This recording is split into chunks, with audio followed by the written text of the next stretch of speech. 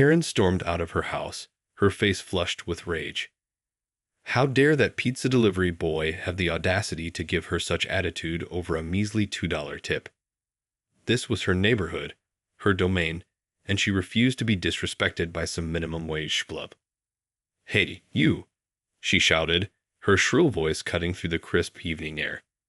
The startled delivery boy, no more than 20 years old, turned around just in time to see Karen's palm collide with his cheek in a resounding slap. "What the boy stammered, his hand flying up to his stinging face. "What was that for?" "For your lousy service and even lousier tip." Karen spat, her eyes narrowed to slits. "I'll have you know, I'm one of the most respected women in this community. You'll regret the day you decided to cross me." The boy stood there, dumbfounded, as Karen stormed back into her house, slamming the door behind her. He rubbed his throbbing cheek, wondering what on earth had just happened. Sure, the tip wasn't huge, but did it really warrant such a violent outburst? Shaking his head in disbelief, he hurried back to his car, eager to put this bizarre encounter behind him. Little did Karen know, her little display of entitled rage was about to turn her world upside down. As the delivery boy, whose name was Alex, pulled out of the driveway, he couldn't help but feel a growing sense of unease. There was something unsettling about the way Karen had reacted, as if she truly believed she was untouchable. Alex's father, unbeknownst to Karen, was the CEO of the pizza chain. When Alex recounted the incident, his father's brow furrowed in anger. No one, not even a wealthy and influential member of the community, had the right to lay a hand on his son, especially over something as trivial as a tip. The next day, Alex's father paid a visit to Karen's doorstep, his expression stern and his posture rigid. Karen, assuming he was just another lowly delivery boy, opened the door with a haughty air. "What do you want?" she snapped, her eyes narrowing. "My name is Robert, and I'm the CEO of Pizza Palace," the man said, his voice calm, but laced with a barely contained fury. "I believe you had a rather unpleasant interaction with my son yesterday." Karen's eyes widened, and the color drained from her face.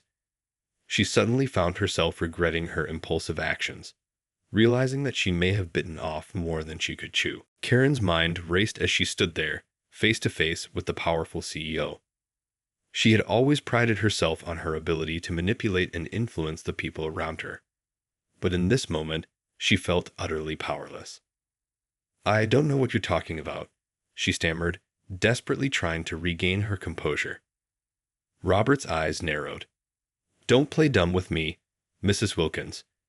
My son told me all about how you assaulted him over a measly $2 tip. I must say, I'm quite disappointed in your behavior." Karen's heart sank. Of course, the delivery boy had told his father. She should have known better than to think she could get away with such an outrageous act. I was just trying to teach him a lesson," she said, her voice small and meek. "He needed to learn to respect his customers." Robert let out a humorless laugh. "Respect his customers? Is that what you call slapping a young man across the face? I'd say you're the one who needs to learn a lesson in respect." He took a step closer, his imposing figure looming over Karen. "Now, I could easily have you arrested for assault. But I'm willing to be reasonable. If you agree to a public apology and make a substantial donation to a local charity, I might be persuaded to let this whole incident slide." Karen's eyes widened in horror. A public apology? A donation? This was utterly humiliating, and she could feel her pride slipping away. But the alternative was unthinkable. She couldn't bear the thought of being arrested and having her spotless reputation tarnished. Swallowing her pride, Karen nodded reluctantly. "Very well, I'll do it." Robert's lips curled into a satisfied smirk. "Excellent. I'll be in touch with the details. And Mrs. Wilkins, don't ever lay a hand on one of my employees again." With that, he turned and walked away, leaving Karen to stew in her own shame and resentment. She had always thought she was untouchable, But now she realized just how powerful the CEO could be. This was a lesson she would not soon forget. As the days passed, Karen's anger only continued to simmer. How dare that CEO and his pathetic son humiliate her like this? She was one of the most respected members of the community, with a spotless reputation and considerable influence. And now, all of that was being threatened by a measly pizza delivery boy and his powerful father. Karen paced her living room, her mind racing with ways to regain control of the situation. She couldn't accept the idea of publicly apologizing and making a donation. That would be an unforgivable blow to her ego and her standing in the community. There has to be a way to get back at them, she muttered to herself, her fingers drumming against the polished wood of her coffee table. I won't let them ruin everything I've worked so hard for. Suddenly, an idea struck her. With a twisted grin, she picked up her phone and began dialing the number for her lawyer.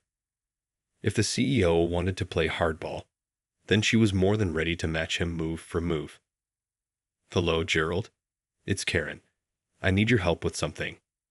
Over the next few days, Karen and her lawyer hatched a plan to take down the CEO and his pizza empire. They dug deep, uncovering every possible legal and financial vulnerability they could find. It was a risky gamble, but Karen was determined to emerge victorious, no matter the cost. As the public apology and charity donation deadline approached, Karen felt a growing sense of confidence. She was about to turn the tables on the CEO, and she couldn't wait to see the look on his face when she delivered the news. When the day finally arrived, Karen stood in front of the assembled crowd, her expression a mask of false remorse. She delivered a stilted apology, her words dripping with insincerity, and then presented the CEO with a check for a measly $1,000. A far cry from the substantial donation he had demanded. The CEO's face darkened with fury, and Karen couldn't help but feel a twinge of satisfaction. She had managed to maintain her pride and her reputation, and now it was time to deliver the knockout blow. Oh, and one more thing, Mr. CEO, she said, a malicious glint in her eye. I'm suing you for defamation and harassment. Good luck with that. The news of Karen's lawsuit against the CEO of Pizza Palace spread like wildfire through the community. Some were shocked by her audacity, while others whispered in admiration, impressed by her willingness to take on such a powerful adversary. For Robert, the CEO, the lawsuit was a bitter pill to swallow. He had hoped to resolve the situation quietly and avoid any further public scrutiny. But now, he found himself embroiled in a high-stakes legal battle with a woman who seemed willing to stop at nothing to protect her reputation. This is ridiculous, Robert muttered, poring over the thick stack of legal documents his lawyers had presented. She's the one who assaulted my son, and now she has the gall to sue me. His frustration only grew as he delved deeper into the case. Karen's lawyers had built a surprisingly robust argument, citing various instances of alleged harassment and defamation. They claimed that Robert's demands for a public apology and substantial charitable donation had been an abuse of his power and position. She's playing dirty, Robert said through gritted teeth, his knuckles whitening as he gripped the papers. Well, two can play at that game. Determined to protect his family and his company, Robert mobilized his own legal team, instructing them to spare no expense in building a watertight defense. He knew that Karen was a formidable opponent, but he was confident that the truth would ultimately prevail. As the court date approached, tensions in the community reached a fever pitch. Some residents rallied behind Karen, seeing her as a champion standing up to the corporate elite. Others, however, were firmly in Robert's corner, believing that he was the victim of a malicious and opportunistic attack. The day of the trial arrived, and the courtroom was packed with spectators eager to witness the clash of titans. Karen, her expression a carefully crafted mask of righteous indignation, took the stand first, weaving a tale of harassment and abuse at the hands of the CEO. Robert, his face stern and unyielding, countered her claims with a detailed account of the original incident, supported by witness testimony and photographic evidence. He painted a picture of a woman consumed by entitlement and a desire for power, willing to lash out at anyone who dared to challenge her. The back and forth was intense, with both sides presenting their arguments with unwavering conviction. The judge, clearly struggling to sift through the conflicting narratives, adjourned the court for the day, promising to deliver a verdict the following week. As the spectators filed out of the courtroom, whispers and speculation filled the air. Who would emerge victorious in this high-stakes legal battle? As the days ticked by, the tension in the community only continued to mount. Karen's supporters and Robert's allies engaged in heated debates, each side convinced of the righteousness of their cause. The impending verdict had become the talk of the neighborhood, with everyone eagerly awaiting the outcome. For Karen, the waiting was agonizing. She had poured her heart and soul into this lawsuit, convinced that she would emerge victorious and restore her tarnished reputation. But deep down, she couldn't help but feel a twinge of unease. What if the judge didn't see things her way? As the fateful day arrived, Karen put on her best power suit, her makeup flawless and her hair perfectly coiffed. She strode into the courtroom with her head held high, exuding an air of confidence that belied the turmoil raging within. Robert, on the other hand, appeared calm and collected, his expression unreadable. He knew that the case had become a matter of principle, not just for him, but for his family. The thought of his son being assaulted over a measly tip still filled him with rage, and he was determined to see this through to the end. When the judge finally delivered his verdict, the entire courtroom fell silent. Karen's eyes widened in disbelief as the judge ruled in favor of Robert, dismissing her claims of harassment and defamation. The court finds that the defendant's actions were a reasonable response to the plaintiff's unprovoked and unacceptable physical assault on his employee, the judge declared, his voice firm and unwavering. Karen felt the blood drain from her face. This couldn't be happening. She had been so sure of her victory, so certain that her carefully crafted legal strategy would crumble the CEO's defenses. But now, as she sat there in stunned silence, she realized that her facade of invincibility had been shattered.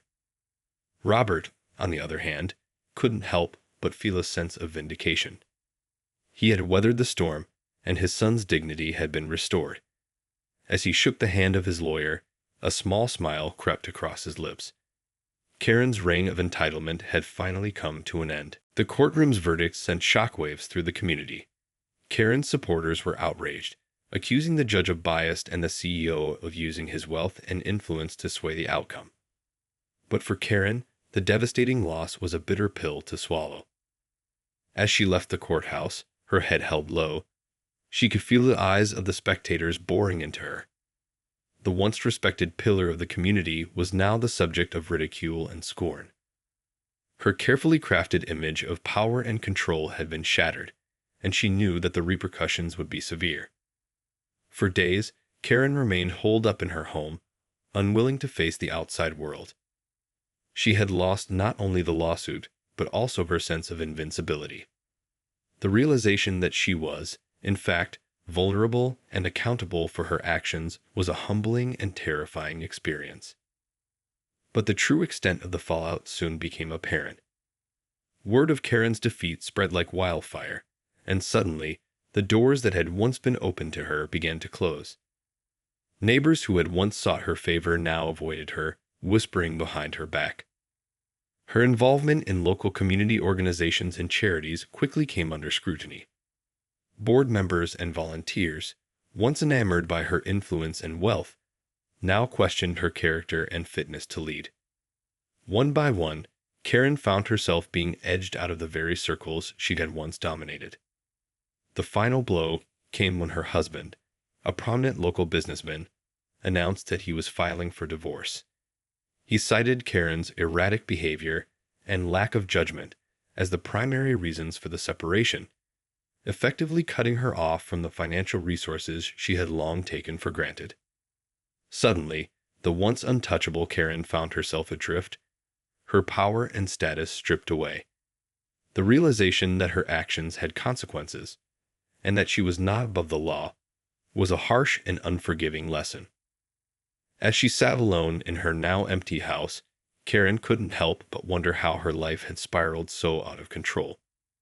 The woman who had once commanded respect and admiration now found herself ostracized and humiliated, a cautionary tale of the dangers of unchecked entitlement. As the dust settled and the community's focus shifted to new scandals and controversies, Karen found herself at a crossroads. The once powerful woman had been reduced to a shadow of her former self, her reputation in tatters and her social standing decimated. In the solitude of her home, Karen was forced to confront the harsh realities of her situation. The divorce proceedings had stripped her of her financial resources, and she suddenly found herself struggling to maintain the lavish lifestyle she had once taken for granted. With her options dwindling, Karen knew that she had to make a choice.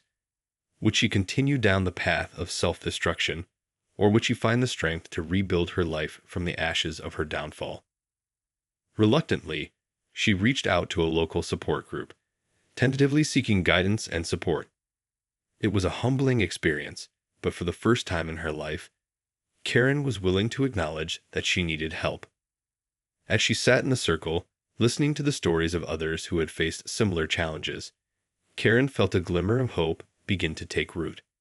Perhaps, with the right guidance and support, she could find a way to redeem herself and reclaim the respect she had once held. Slowly but surely, Karen began to make changes in her life. She volunteered at a local food bank, donating both time and money to help those less fortunate than herself. She also reached out to her estranged husband, apologizing for her past behavior and expressing a genuine desire to rebuild their relationship. The road to redemption was not an easy one, and Karen faced countless setbacks and challenges along the way. But with each small victory, she felt a growing sense of purpose and determination. She was no longer the entitled, untouchable woman she had once been. Instead, she was a person seeking to make amends and rebuild her life on a foundation of humility and compassion. As the months passed, Karen's transformation began to be noticed by those around her. Slowly but surely, her neighbors and former acquaintances began to warm up to her once again, recognizing the sincerity of her efforts and the genuine change in her character. The once formidable Karen had been humbled, but in the process, she had discovered a newfound strength and resilience. And as she stood on the precipice of a new chapter in her life, she knew that the choices she made from this point forward would ultimately determine the course of her future. Just when it seemed that Karen's story had reached its lowest point, a surprising twist of fate would once again turn her world upside down. One day, while volunteering at the local food bank, Karen found herself in a familiar face. The young pizza delivery boy, Alex, whom she had slapped all those months ago. She steeled herself, expecting him to lash out or demand some form of retribution. But to her astonishment, he simply smiled and greeted her warmly. "Mrs. Wilkins, I didn't expect to see you here," he said, his voice free of any trace of resentment. Karen stammered, her cheeks flushing with embarrassment. I'm so sorry for what I did that day. I was completely out of line, and I hope you can forgive me." To her surprise, Alex simply waved off her apology. "Hey, no worries. That's all in the past. I'm just glad to see you're doing some good work here." The two spent the afternoon working side by side, and Karen couldn't help but feel a sense of awe and gratitude towards the young man. He had every right to hold a grudge, yet he had chosen to extend forgiveness and grace. As Karen was packing up to leave, Alex reached into his pocket and pulled out a small envelope. "Here, I wanted you to have this," he said, handing it to her. Karen's brow furrowed in confusion as she opened the envelope, only to find a check inside for $50,000. What is this?" she stammered, her eyes wide with disbelief. "It's a donation," Alex explained. "My dad and I talked, and we wanted to help you get back on your feet. After everything that's happened, we know you've been through a lot." Tears welled up in Karen's eyes as she stared at the check, overwhelmed by the unexpected kindness and compassion. In that moment, She realized just how much she had misjudged the young man and his father. Their generosity and willingness to forgive had shattered the lingering prejudices she had held. As Karen made her way home, a sense of hope and purpose began to fill her heart. This was her chance to truly start anew, to rebuild her life on a foundation of humility and service. With newfound determination, she knew that she could not only reclaim her former status, but also become a force for good in her community. The road ahead would not be an easy one, but Karen was ready to face it head-on. The once entitled and arrogant woman had been transformed, and with the support of unexpected allies, she was poised to write a new chapter in her life, one that would ultimately define her legacy.